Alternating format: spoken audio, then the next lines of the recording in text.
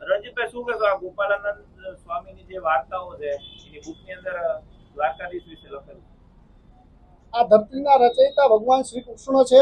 આજે જયારે ગોપાલાનંદ સ્વામી જે છે એને એવું લખ્યું છે કે દર્શન કરવા હોય તો વડતાલ આવો, ભગવાન દ્વારકાધીશ દ્વારકામાં નથી. તો ભાઈ તમને કેમ ખબર? આજે 10-10 લાખ માણસો ભગવાન દ્વારકાધીશમાં આસ્થા લઈને ચાલીને જતા હોય, એક પણ વ્યક્તિને ખીલી ન ખૂટતી હોય તો આનાથી મોટો પુરાવો તમારે ભગવાનનો શું જોઈશે? આજે જયારે સનાતન ધર્મની જયારે વાત આવતી હોય ત્યારે સનાતન ધર્મ માટે ભગવાન શ્રી કૃષ્ણ હોય, દ્વારકાધીશ હોય, બ્રહ્મા વિષ્ણુ મહેશ હોય, ગણપતિ દાદા હોય, હનુમાન દાદા હોય, છેલ્લે જલારામ બાપા હોય, આ લોકોએ એની બુકમાં લખવામાં કઈ બાકી નથી રાખ્યું. સર્વે લોકો જોઈ રહ્યા છે કે મંદિરોની અંદર તમારી ઓફિસો કેવી છે, તમે મંદિરોની અંદર શું કામ કરી રહ્યા છો. રહી વાત આવવાની વડતાલ, તો હું તમને કહું કે તમારે જો ભગવાન શ્રી કૃષ્ણ જોવો હોય તો આવો બાવળિયારી ધામમાં 2 દિવસ પહેલા જયારે ગોપીમુડા રાસ થયો ત્યારે ચક્રાવત થઈને ભગવાન શ્રી કૃષ્ણએ હાજરી આપી હતી. 2 વર્ષ પહેલા જયારે ભરવાડ સમાજ દ્વારા 3 હજાર દીકરીના લગ્ન કર્યા હતા, જ્યાં ભગવાન શ્રી કૃષ્ણએ લગ્ન કર્યા હતા દીકરીઓના, ત્યાં પણ ભગવાને હાજરી આપી હતી. 10 લાખથી પણ વધારે માણસો હતું ત્યારે એક પણ વ્યક્તિને માથાનો કે પગનો દુખાવો નહોતો થયો.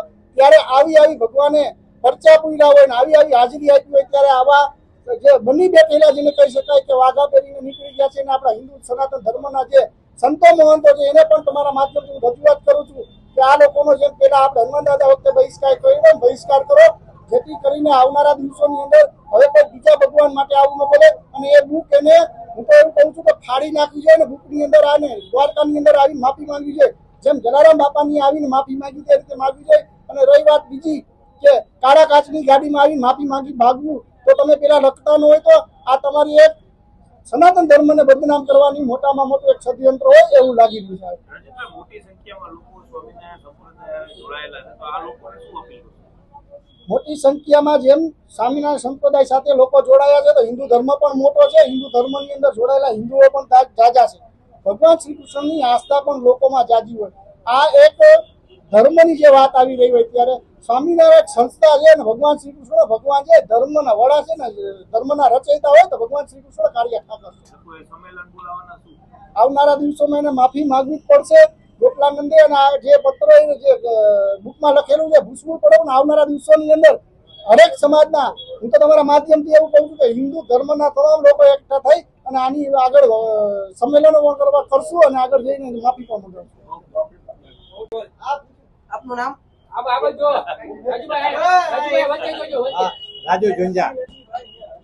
રાજુભાઈ, સ્વામિનારાયણ સંપ્રદાયની એક પુસ્તકમાંનો ફોટો વાયરલ થયો છે, એમાં કીધું છે કે દ્વારકાધીશ ભગવાન નથી, તમે ભગવાન જોવો હોય તો સ્વામિનારાયણ મંદિર વડતાલ આવો. કઈ રીતે જુઓ છો? માલધારી સમાજમાં કેવો? ગોપાલાનંદ સ્વામીએ એક પુસ્તકમાં એવો ઉલ્લેખ કર્યો છે કે દ્વારકામાં ભગવાન નથી, વડતાલમાં ભગવાન છે. તો આ કઈ રીતના સાબિત કરી શકે કે વડતાલમાં ભગવાન છે? અને આવા ખોટા વિવાદિત નિવેદનો ઉભા કરી અને હિન્દુ સમાજ સમગ્ર સર્વ સમાજમાં એક વૈમનસ્ય ઉભું કરવામાં આવી રહ્યું છે. અને હિન્દુ સમાજ અને સર્વ 18 વરણ આને સાંકી નહીં લે. માત્ર અહીં રાજકોટની જ વાત નથી, પરંતુ સમગ્ર દેશમાં આના ઘેરા પડઘાઓ પડ્યા છે. અને આ જે નિવેદનો કર્યા છે એને હિન્દુ સમાજ અને સર્વ સમાજ સાંકી નહીં લે. કેમ કે ભગવાન જે કૃષ્ણ છે, અખિલ બ્રહ્માંડનો અધિપતિ, એ 18 વરણનો આરાધ્ય દેવ છે. અને જે સામાજિક જે સ્વામિનારાયણ સંપ્રદાયના સંતો આવા હિન્દુ દેવી દેવતાઓના નીચા દેખાડી અને સમાજમાં વૈમનસ્ય ઉભું કરી રહ્યા છે, તો આનો સમગ્ર હિન્દુ સમાજે બહિષ્કાર કરવો જોઈએ. કેમ કે તમે વૈભવી સુખ સુવિધાઓ ભોગવી રહ્યા છે. ત્યારે હિન્દુ સમાજના સંતો અને સાધુઓ જુઓ કેવી અવસ્થામાં પણ હિન્દુ જાગૃતિનું કામ કરી રહ્યા છે.